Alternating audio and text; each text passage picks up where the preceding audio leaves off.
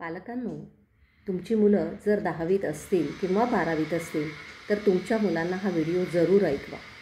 मुलांनो, तुम्ही कोणत्या वातावरणात अभ्यास करताय, म्हणजे तुमच्याकडे टेबल खुर्ची आहे का, तुमची स्वतंत्र खोली आहे का, तुम्हाला हव्या त्या सगळ्या सुखसोयी आहेत का, या गोष्टींपेक्षा तुमचा माइंडसेट तो कसा आहे याच्यावर ठरतं की तुम्ही यशस्वी व्हाल की नाही.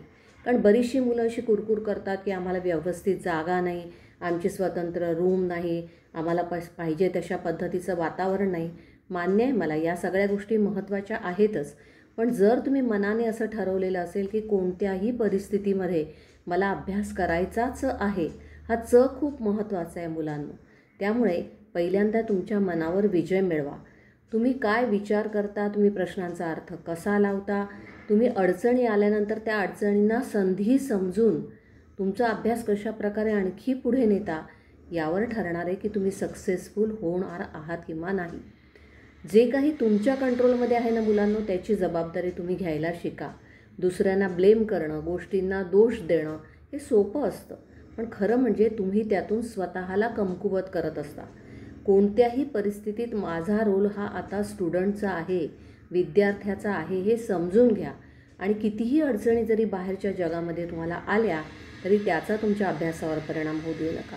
कारण एखाद्या वेळेला आपल्याला पेपर खूप कठीण आला आहे, आउट ऑफ सिलेबस प्रश्न आलेले आहेत, माझा अभ्यासच झालेला नाही, माझी तब्येतच बरी नव्हती, पेपर खूपच कठीण काढला, ह्या सगळ्या गोष्टी दुसऱ्यांवर आरोप करण्यापेक्षा माझ्या हातामध्ये काय आहे तर चांगला अभ्यास करणं हे तुमच्या कंट्रोलमध्ये आहे. तेव्हा ही जबाबदारी घ्या मुलांना. दुसरी गोष्ट अशी की कोणत्याही परिस्थितीमध्ये तुमच्या हातात जबाबदारी घेतल्यानंतर परिस्थितीवर नक्की विजय मिळवता येईल. आणि शेवटची अत्यंत महत्त्वाची गोष्ट मुलांनो, की तुमच्या हातात आता जो वेळ आहे ना तो अमूल्य आहे, तो व्हॅल्युबल आहे. आज मजा केली, वेळ हातातून निघून जाईल, तुमच्याबरोबरचे मित्र पुढे निघून जातील आणि तुम्ही एकटे राहाल. म्हणून आजच प्रायोरिटी लिस्ट करा. एक लक्षात घ्या की काय महत्त्वाचं आहे त्याला हो म्हणा, त्याला टिक मार्क करा. आणि ज्या गोष्टी केल्यामुळे फक्त आणि फक्त वेळ वाया जातो आहे आणि हाती मात्र काहीच येत नाही, काहीही मिळत नाही मुलांनो, ते चक्क कटआउट करा, कापून काढा, त्याला नो असं लिहा. तुम्ही जर वेळेला सांभाळलं ना मुलांनो तर ही वेळ तुमचं भविष्य सांभाळेल.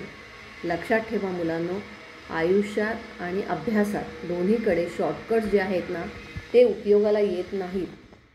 तेव्हा हे सोपे मार्ग आपण घेऊयात, किंवा माझं नशीब, माझं गुडलक येईल तेव्हा बघू वगैरे, असं नाही अभ्यास होत. रोज रोज मला काय करायचं आहे याबद्दल तुम्ही जर विचार करता तेव्हा तुमचं करिअर ठरत असतं.